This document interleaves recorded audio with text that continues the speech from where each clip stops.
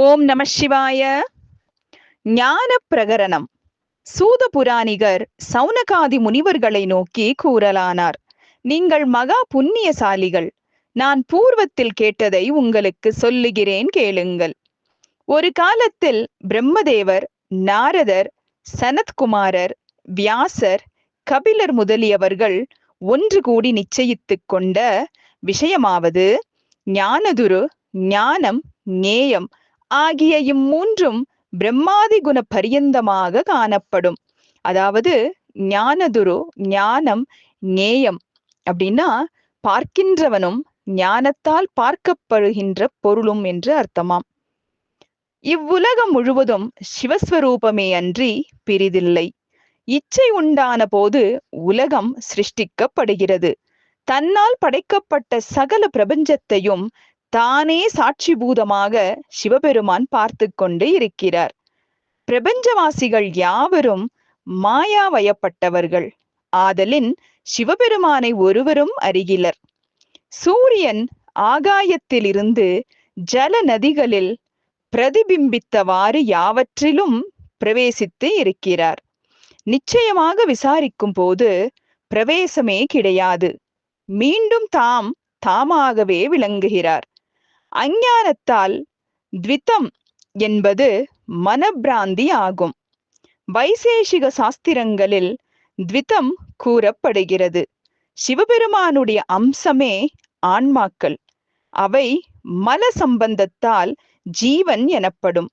ஜீவஸ்வரூபமான யான் என்னும் பொருளை பரமாத்மஸ்வரூபம் என தெரிந்து கொண்டவன் மலரஹிதனாய் ஸ்ரவணாதி சாதன சம்பத்துக்களை அடைந்து சிவரூபம் அடைகிறான். சிரவணாதி அப்படின்னா தத்துவ போதனைகளை குருவிடமிருந்து கேட்பது, இல்லைன்னா தத்துவ போதனைகளை கற்றுக்கொள்வது அப்படின்னு அர்த்தமாம். எங்கும் வியாபகமாகியுள்ள சிவபெருமான் எல்லா பிராணிகளிலும் வியாபித்து சேதனா சேதனங்கள் யாவும் தாமேயாகி விளங்குகிறார். விறகுகளில் எல்லாம் நெருப்பிருந்தும் விசேஷமான விறகிலேதான் அக்னி தோன்றுவது போல ஆன்மாக்கள் தோறும் சிவபெருமான் வியாபித்தும் சிரவணாதி உபாயங்களை செய்பவனுக்கு சர்வேஸ்வரராகிய சிவபெருமானுடைய தரிசனம் சந்தேகமில்லாமல் கிடைக்கும். சிவபெருமானே பரத்துவம், சிவபெருமானே பரத்துவம், சிவபெருமானே பரத்துவம். பரத்துவம் என்றால் எல்லாவற்றையும் தாண்டி உறையும் தன்மை என்று பொருளாம். சிவபெருமானே அநேக ஸ்வரூபமாக எப்போதும் பிரகாசிக்கிறார். சமுத்திரத்தில் உப்பும் மலரில் மனமும் மணியில் ஒளியும் போல சிவபெருமான் பிரிவற்றவர். காரியபூதமானது நானாபேதமாக காணப்படினும் இறுதியில் விதை ஒன்றே எஞ்சி நிற்பதால் காரணத்தில் காரியம் உண்டானதாக அறிதல் வேண்டும். மாயையே விதை என்றும் ஜெகத் மாயா ஸ்வரூபம் என்றும் உணர வேண்டும். இத்தகைய நியாயத்தால் மாயை நீங்கிய பிரபஞ்சம் முழுவதும் சிவபெருமானே வியாபித்து இருக்கிறார். ஜலாதிகளில் பிரதிபிம்பத்திற்கு சூரியாதி பிம்பங்கள் வாயுவாதி சலனத்தால் தோஷம் சம்பவித்ததாக காணப்படினும் ஜலத்தின் சம்பந்தப்படாத சூரியாதி பிம்பங்களுக்கு உபாதி இல்லாதது போல சிவபெருமானது வியாபகத்தால் அநேகத்துவம் அடைந்த போதும் அவருக்கு அவித்யை சம்பந்தமான தோஷங்கள் சம்பவியா. சுத்தமான பொன் தாமிரத்துடன் கலந்திருப்பதால் மதிப்பு குறைவு ஏற்பட்டும் புடமிட்ட பிறகு மீண்டும் உயர்வடைவது போல ஆன்மா அந்தக்கரண பந்தத்தால் அடைந்த பசு என்னும் பெயரை பந்தியாதிகளால் சர்வேஸ்வரனை ஆராதித்து நீங்கி இறுதியில் சிவசாயுஜ்ய பதத்தை அடையும். இதில் ஐயமில்லை. முனிவர்களே, சிவபெருமானே கடவுள். அவரை அடைந்தவர்கள் பிறவி அடைய மாட்டார்கள்.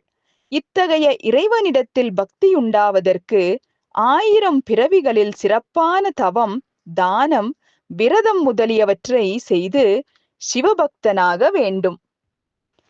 பிறகு அந்த ஜீவன் முக்தனாவான். இச்சரிதமே அந்த சபையில் நிச்சயித்து கூறப்பட்டது. இதை சிவபெருமான் லிங்கஸ்வரூபத்துடன் விஷ்ணுவுக்கும் பிரம்மனுக்கும் அவர் சனத்குமாரருக்கும் அவர் நாரத முனிவருக்கும் அவர் வியாச முனிவருக்கும் அவர் எனக்கும் கூறினார்கள். அதையே நான் உங்களுக்கு சொன்னேன்.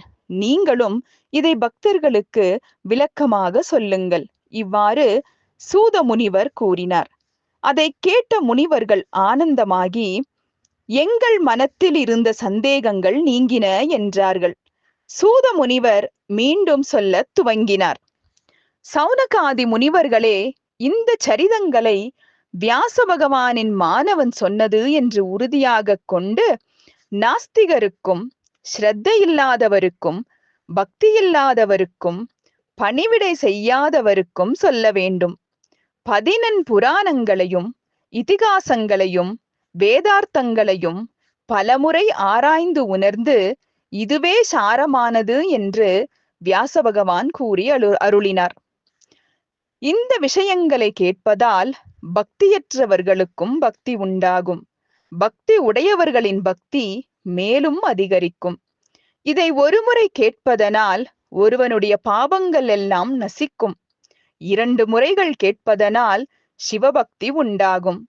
3 முறை கேட்பதனால் அந்த சிவபக்தி விருத்தி அடையும். 4ஆம் முறை கேட்பதனால் சிவ தரிசனம் கிடைக்கும். 5ஆம் முறை கேட்பதனால் விரும்பிய பயனையெல்லாம் நிர்விக்னமாக பெற்று வாழ்வார்கள். அத்தகையோருக்கு உலகத்தில் கிடைக்காதது ஒன்றும் இராது.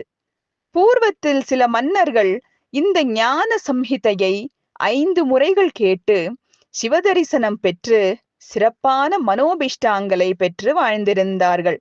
ஆகையால் இதை இப்போது கேட்பவர்களும் கிடைத்ததற்கு அரிய உயர் பதவிகளை அடைவார்கள்.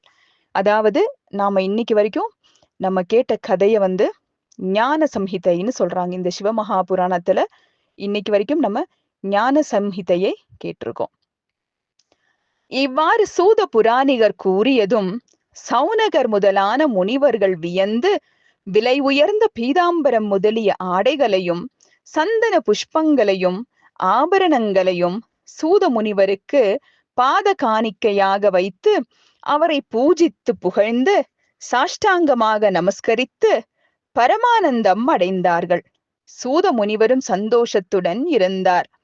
இந்த நூல் மிகவும் சிறந்தது என்று மனதிடமுற கருதி சிவபெருமானை வழிபட்டு பக்தியுடன் சிவபூஜை செய்து இந்த சிவமகா புராண ஞான சம்ஹிதையை கேட்டவர்கள் இஷ்டகாமியங்களை அடைந்து ஆயுள் முடிவில் சிவசாயுஜ்யத்தை அடைவார்கள். இதை எழுதி பொன் முதலிய தட்சணையோடு சிவபக்தியுடைய வேதியருக்கு தானம் அளித்தவன் எப்போதும் சிவலோகத்தில் வசித்து சிவரூபத்தை அடைவான். ஆகையால் எவ்வகையாலாவது இச்சிவமகா புராணத்தை 4 வர்ணத்தவர்களும் பலருக்கு தானமாக கொடுக்க வேண்டும். அவ்வாறு கொடுப்பவர்கள் எப்போதும் சிவலோகத்திலேயே வாழ்வார்கள். இதை சொன்ன புராணிகனை அன்ன வஸ்திரத்தால் திருப்தி செய்தவன் சிவபக்தி அடைவான்.